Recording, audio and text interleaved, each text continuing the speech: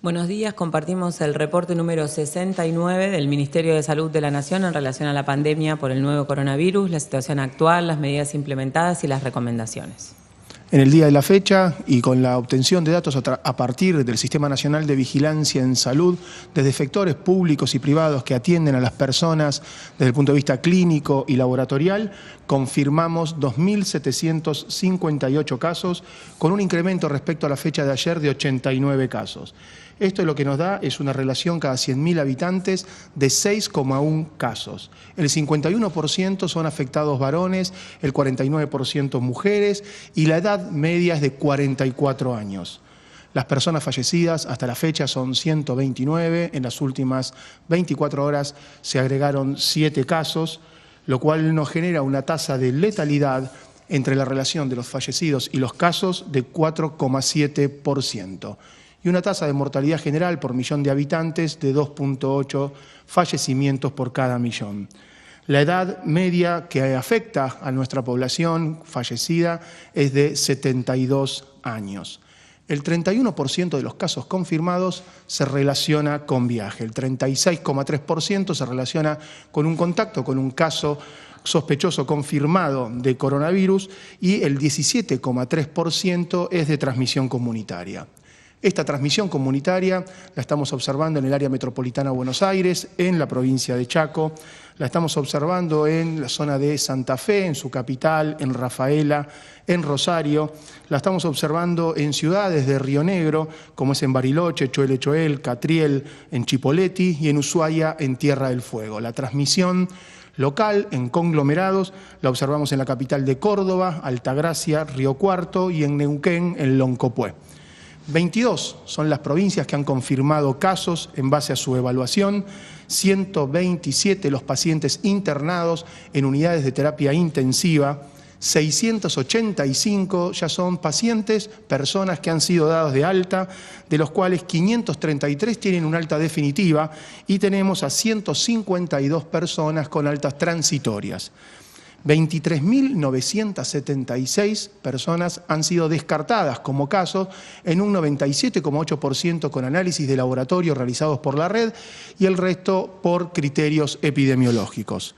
30.942 son los test de diagnóstico que se han realizado de coronavirus en nuestro país, en una red de 142 laboratorios públicos y privados, de los cuales ya 77 han realizado cada uno por lo menos más de 10 determinaciones de coronavirus.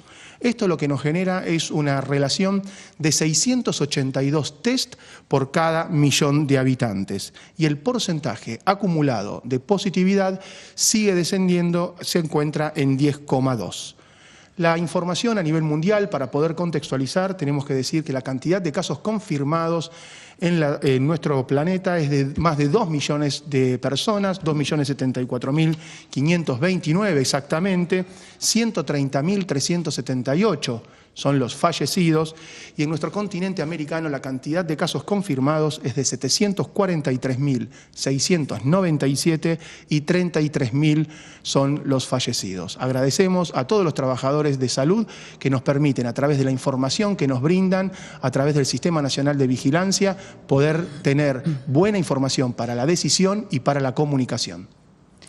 Seguimos con parámetros estables, la edad media de los casos 44 años, la edad media de los fallecidos 72 años, el porcentaje entre las personas que tienen antecedentes de viaje, la transmisión por contacto estrecho, la transmisión por conglomerado y comunitaria también sigue en forma estable, 127 personas en terapia intensiva sin tensionar el sistema de salud y las terapias intensivas específicamente, sigue aumentando el número de recuperados de 666 de ayer a 685 hoy, las personas que han superado en forma exitosa la infección por coronavirus y descentralizando el diagnóstico y trabajando con las jurisdicciones, con el sector público y el sector privado, ya llegamos a 682 test por millón de habitantes. En este sentido hay 2 o 3 mensajes claves. El primero es que el doctor Costa contó que el porcentaje de positividad sigue disminuyendo, que estamos compartiendo parámetros epidemiológicos y de utilización del sistema de salud estable.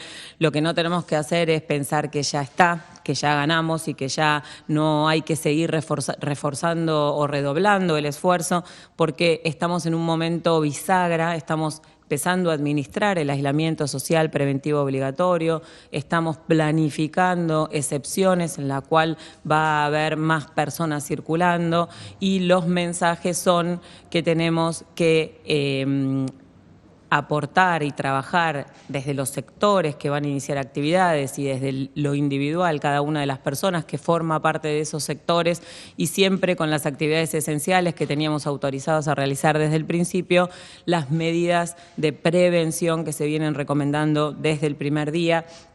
Y la medida de prevención más importante que estamos preocupados que se desestime es que si tenemos síntomas no los subestimemos y tengamos contacto en el sistema de salud.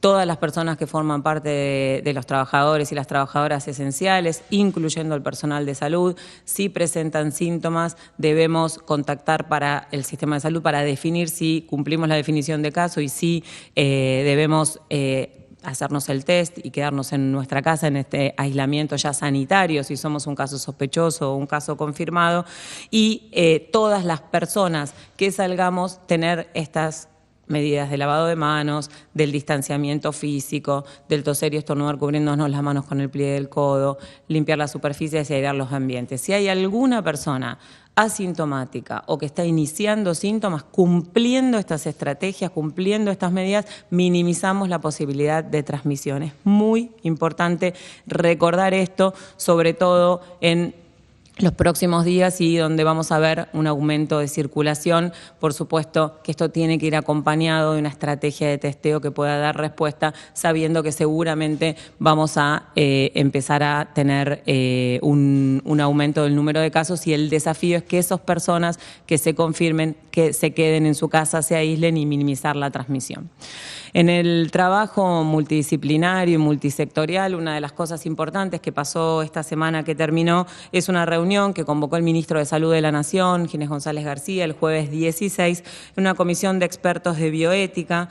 Para el Ministerio de Salud es clave tener esa mirada, esa visión que acompañe este proceso, que acompañe los dilemas éticos que se pueden presentar en este camino, que tenga también una mirada de derechos humanos y siempre saber que la ciencia no se disocia de la ética ni de la promoción de los derechos y cómo podemos trabajar para tener una fortaleza y una mirada en ese camino. Así que la idea es compartir en este momento esa mirada.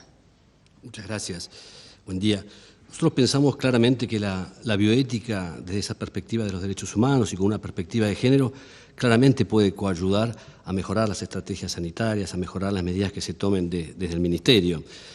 Y tenemos evidencia suficiente para decir esto. Si nosotros observamos en estos pocos tiempos, en estos meses del transcurso de la pandemia, observamos que aquellos países que tomaron decisiones sanitarias divorciadas, digamos, de esos principios bioéticos, divorciadas de la promoción de derechos, vemos, digamos, de alguna forma, trágicamente, cómo en esos países hay mayor cantidad de infección, mayor cantidad de personas enfermas, mayor carga de sufrimiento y mayores muertes evitables. Entonces consideramos que la bioética puede ayudar a sostener estas medidas y a sostenerlas en el tiempo y generar convicción en la comunidad de que es la mejor alternativa posible las medidas que se tomen. En este sentido, yo creo que la epidemia también plantea un gran desafío en las estructuras sanitarias porque de una atención centrada en el paciente, claramente tenemos que transmutar a una atención centrada en la comunidad. Y desde la bioética también, desde la bioética hospitalaria, clínica tradicional, tenemos que pasar a pensar en una bioética comunitaria. Y para esto creo que es muy importante pensar en aquellos principios que regulan o que orientan la salud pública. Estos principios básicamente podríamos decir que son el respeto por la dignidad personal, la justicia, la solidaridad y la confianza pública. Pero como todos los principios que son generales, son aspiracionales, nosotros pensamos que deben tener posibilidades de uso, es decir, que le sirvan a la gente, que sirvan para que realmente podamos vivir mejor. En ese sentido, por ejemplo, el principio de respeto por la dignidad personal nos obliga a nosotros y a los funcionarios públicos a considerar a cada persona como portadores de dignidad y no de precio, como seres únicos e irrepetibles, como fines en sí mismos y nunca como medios. Estrategias de salud pública bien orientadas quizás pueden fracasar cuando desde presupuestos subyacentes se piensa que determinados grupos vulnerables, por ejemplo, son portadores de un saber equivocado, o tienen incapacidad para ejercer sus derechos, o tienen dificultades de autonomía.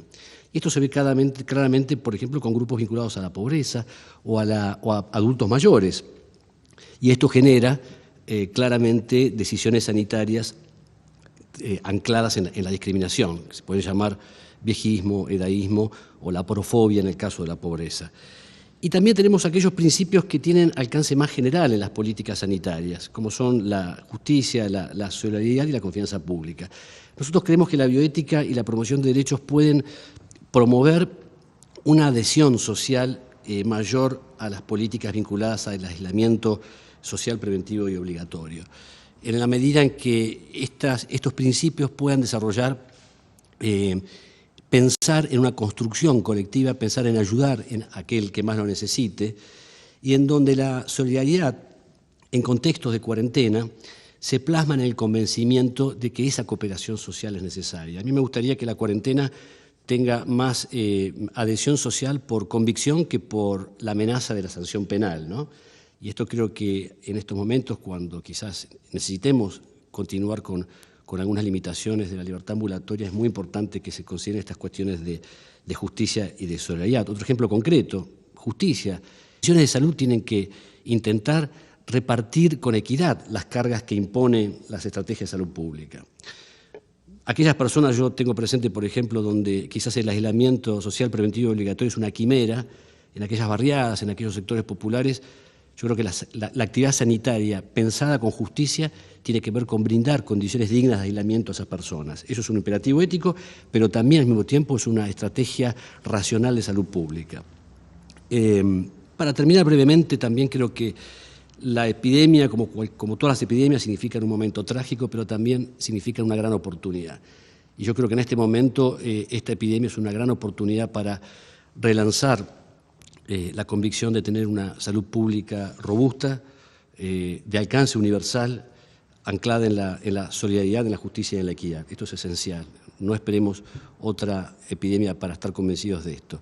Y en lo personal, en las relaciones nuestras, de la cotidianeidad, quiero recordar a un gran maestro, Carla, de la ética y de la vida, que nos decía, ética es muy simple, ética es el otro. Y si nosotros tenemos esta convicción de que la ética es el otro, para esta epidemia y para las próximas vamos a tener un convencimiento muy claro de que nadie se salva solo.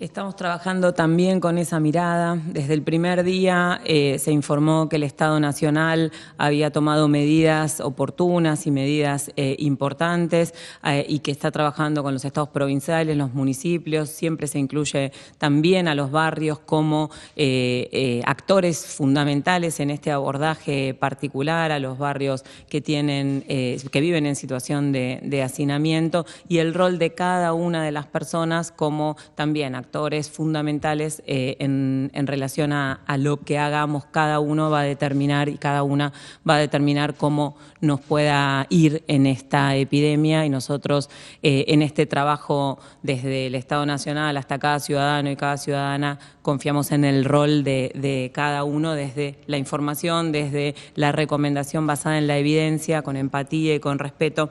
Y queríamos terminar con una frase que el doctor Tedros, el director general de la Organización Mundial de la Salud, dijo al principio de la pandemia: es tiempo de hechos, no de miedo, es tiempo de ciencia, no de rumores, y es tiempo de solidaridad, no de estigma. Muchas gracias.